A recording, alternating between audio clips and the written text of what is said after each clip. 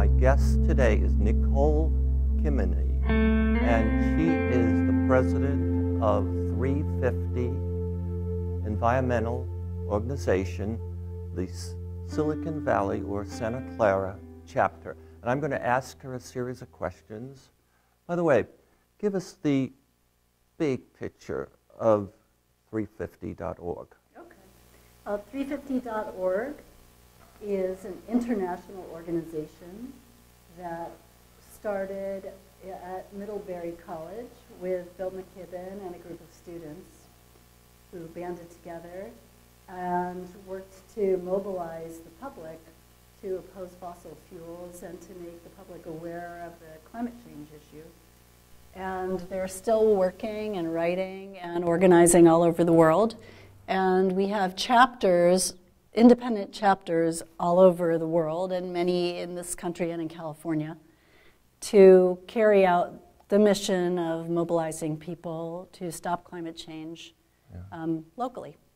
So for you to be the president, you must be driven about environmental, climate change related issues. Would that be correct? You're a driven woman? Yeah. I am driven by this issue because in my mind it is the ultimate issue that touches every other issue. And a lot of people don't realize that it touches every other issue they may care about. They may care about immigration. They may care about the environment or animals or nature. They may care about their children's future or their own future, and health and the economy and safety and peace. I could just go on. All right. So you set the objectives, the goals, and no doubt you're influenced by the headquarters. But what are some of the immediate goals that you have right now? Well, locally, our goal is to give the people a path that they can follow to get involved, to not feel paralyzed by despair or fear, but to feel that they can actually take action and accomplish something in the fight against global warming and not feel powerless. And we provide that avenue for people to take action. We make it simple for them. We say, you can do this small action or this medium action or this large action and you can have an impact and it'll make you feel better. So, and we also try to stop negative things that are happening in the area, like oil trains going through downtown San Jose, for example, with polluting tar sands in them. And we do lots of other things. I'll let you ask me about them. So I believe you have an immediate objective coming up. You're going to do something significant. That's right. In the Silicon Valley area. Would you put that in perspective for us? Well, one of the ways that we can mobilize the local people here is to oppose investment in fossil fuel infrastructure. And some of our local corporations are very involved in financing fossil fuel infrastructure. So locally, we have a well-known large bank called Wells Fargo that is one of the primary funders of the fossil fuel industry. And we would like to ask them to be the first bank in the US to stop supporting the fossil fuel industry and to stop making loans to the pipeline company Enbridge for a new tar sands pipeline they want to build, taking tar sands from Alberta to Minnesota. So that's project one. Okay, so you don't like that, what they're doing, and you want to set an example by encouraging Wells Fargo to divest of everything that has to do with fossil fuels. Mm-hmm. How are you going to get your message to them? Well, in lots of different ways, but one thing that we're planning next month is a dramatic and colorful 3-day march that anybody can participate in. We are going to walk from Palo Alto to San Francisco Wells Fargo headquarters. It's going to take 3 days. We anticipate having at least 150 people that do the whole thing and more people that do parts of it. We'll end up at Wells Fargo, and we will deliver our message that they should be the first U.S. bank to stop funding climate chaos. And we're going to have a lot of fun. And we're going to have Stagecoach stops along the way and lots of theater. And it should be a really motivating and inspiring event. What's the date of the start of the march? We're going to start on March 16th and finish up in San Francisco on the 18th. Where does it start? We will be starting in Palo Alto in front of the two stone horses that are in front of the restaurant in front of Stanford Mall. Yes, P.F. Chang's. Yes, that's right. That's where we'll begin. All right, you have a starting point. I heard the ending point, Wells Fargo. Mm-hmm. They're on Montgomery Avenue, I think. Mm-hmm. Is that right? I think so. I think they are, Yeah. maybe, but somebody. Where are the stops? Are the stops predetermined? We have 12 predetermined stops. We're going to be walking up the sidewalk on El Camino all the way. And we have a lot of partners from different walks of life. We may have people who are concerned about health and climate and different aspects of the climate problem that are partnering with us, who are going to sponsor the 12 Stagecoach stops. I wanted to sign up to be part of the march, and I want to get advice, instructions of what time I'm to be either at the starting point or at one of the other places. Where do I go? Well, we have a website, oilywells.com, and the reason it's called Oily Wells is what we are referring to the bank as until they stop funding climate disruption. So we no longer refer to them under the old name, oilywells.com. That's where you should go. Okay, and I'd like to ask, what motivated you? How did you get involved with 350.org? Well, I've been interested in the climate issue for at least 15 years, if not more. And when I learned that 350 Silicon Valley chapter had been established recently, I immediately went to check into them and see what they were doing. Okay. And it's a very exciting organization. Okay. I love it. I think I have one more question. Yeah. Well, first of all, are you working in the press, the media? Are you trying to generate? We are, yes, we are trying to. Okay. And what's going to happen when all the people arrive at the front doors of Wells Fargo headquarters in San Francisco? Well, it won't be boring. That's for sure. We plan on doing some theatrical, dramatic, fun, engaging things at bank headquarters, and we hope to be somewhat persuasive in the process. Do you alert the police? Yes. That you're coming? Yes, we would definitely do that and work in concert with them. They're generally very friendly. All right. So let me see if I have this correct.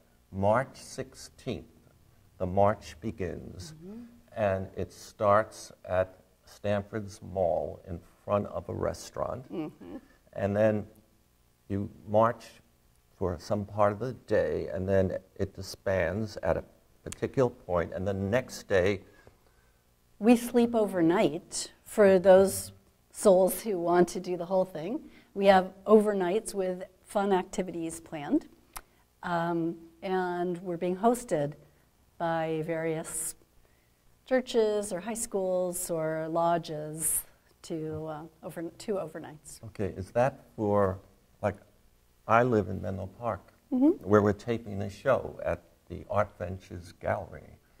I wouldn't want to sleep on the road or in a high school. So is the thinking of sleeping have to do with people that may fly in train in from other places? People may come from other places, especially Southern California, but part of it is a bonding thing. You know, it's a community effort, and we expect that we'll be forging relationships with people overnight.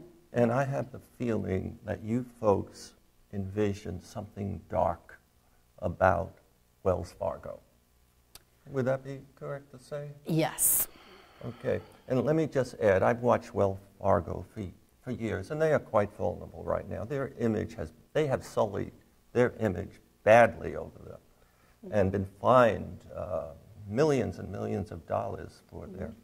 Okay, so I'm going to say thank you very much, and I have another guest, and I'm going to interview him. All right, thank you very much. Nicole, thank you. You've been very nice. Thank very you. Good. Thanks so much. And I have another guest coming up, and excuse me, would you come on here? I am in charge. And who are you? Who are you? My name is Oily Wells. Oily Wells. Yeah. You born with that name?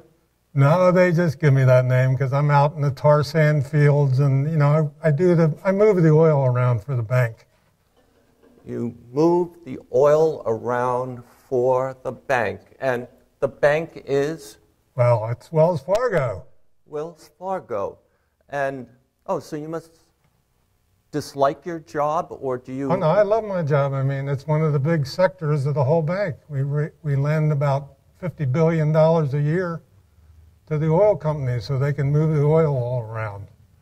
Oh, so Wells Fargo has roughly an investment of $50 billion in fossil fuel companies? That's right. Yep, and I run that whole department. Yep. Oh, do you have any care or feeling for all the people, all the little children that you help pollute and kill? And harm otherwise. Hey, we got to have something to run our cars in and to warm our houses up in. So oil's here. We have so much of that stuff in the ground now, it'll be enough for another 100 years anyway. Now, I'm just wondering how smart you are, okay? Because we are in an environment, especially Silicon Valley, where all of us know we're at the start of a transition from cars that use petroleum to cars that use electricity. Are you aware of that? Oh yeah, that's going to take probably 20, 30, 40 years though. So all that time I can still keep that oil moving. Okay, and what is the stock or bonds that you have your greatest investment in with respect? Well, I'll give you an example. There's a company called Enbridge. They're going to build an $8 billion pipeline called Line 3, and we're the lead banker in that whole thing of that $8 billion project. All right. Say the name of the company again. That was Enbridge, is one of the big pipeline builders. Enbridge? Enbridge, yep. And can you tell me where they're located? Well, they're out of Colorado, I think, but they're going to run the oil from the Canadian tar sands all the way into the United States. Yeah. From the tar sands on the west coast of Canada? Up in Alberta, yeah. Yep. Alberta, that's a little bit more, yeah. of the Rockies, I think, somewhere like that. Okay, and they're going to run their pipeline to where? Well, they're not going to run it if we can stop them, because obviously if it's not funded, then they won't build the pipeline. We stopped the Keystone pipeline. Wait a second. You're Oily Wells. I'm Oily Wells, I know. And you're the dark part of Wells Fargo. You know what's happening? I'm hearing all this stuff from the environmentalists, and it's messing my mind up. It's sinking in a little bit. But I have a feeling we still need to use some Ajax and some other things to help further clean you up and get you tuned in to getting rid of all of those investments that you have. Well, you know, the thing of it is, our bank is already into renewable energy. We're putting $200 billion into renewable energy between now and 2030. But I got a little secret about that. Maybe you don't know about it. We're also putting $500 billion during that same time period into my department, fossil fuels. I'd like to go over those numbers. So you're putting $200 million. 200 billion with a B. 200 billion. 200 billion into renewable energy? Yep, and that's what it says in the New York Times and all our advertisements. $200 billion for Wells Fargo facilities around? No, to lend it to people that want to get the oil out of the ground. Oh, so lending it to those I industries. understand. Yeah. So you're going to invest $200 million in various green, clean companies. Right, wind farms and solar and all that kind of stuff. 200 billion. And you're going to put 500 billion? Is that the number? That's my department, and that's going to keep going. I mean, that's what we don't tell the public about that, but that's how much we're doing there, yeah. Okay. And are you aware that on March 16th, a march is going to start? I know about that. They're doing that. They've been doing that ever since I've been trying to do this. They just keep marching and rallying and making fun of us, and we don't care about it. We don't listen to them. No. Who or what would you listen to? Well, you know. You would probably listen to a fellow named Donald Trump, wouldn't you? He's one of our big fans, yes. I mean, obviously he supports what we're doing. Okay. Yeah. Well, you know, who else I listen to, though, and this is what's really got to me recently, is my granddaughter came up to me and she says, you know, what are you doing for this environment stuff? And, you know, I'm feeling this now. I've been around the country and I've been hearing people, and I'm getting the same kind of feedback that maybe this is another area that I could be working in instead of fossil fuels. So I'm kind of ready to listen to the people anyway, okay. At least maybe talk with them. Would you get upset if I had an account at Wells Fargo, and because of your dark attitude, I ended my account, including my investment accounts? Would that trouble you? Well, I'd definitely be upset if it's you, Michael. But for the average person, you know, we'll lose a few here and there. It doesn't really matter, you know. Well, the key thing is that we keep the profits of the bank real high, okay. And so that's my department. I don't like to insult people, oily wells. I really do not, and it's hard for you to find anyone who has been insulted by me, but I'm going to have to do it. This dark personality that you exhibit, yes, you personally, I don't think is a good one. And I take the position that everyone that has money in your investment products and services should start moving them to... Now, wait a minute. You know, you're getting serious about this, yes, aren't you? I am, because I recognize the threat of climate change. What about all these people watching this show today? What if you get them to get rid of all their Wells Fargo accounts? I hope they do. Not going to help me. That's too bad. I'm not in business to help you. Okay. And Orly, yeah. Go slide away. Yeah, thank you. Okay, thank right. you. Hi. Okay. Nicole, would you come up for a minute? And yeah, we got rid of that slimy, oily, greasy, yeah. ornery old man. So, yeah. in our studio, we have some guests, and I was wondering if they had some questions. Oh, yeah. Richard? Yes. How could people be able to join your venture? Obviously, we don't know of 350. We would like to know 350, and I'm talking about people like me all the way down south from San Jose. You know, how... We do have members, lots of members in San Jose.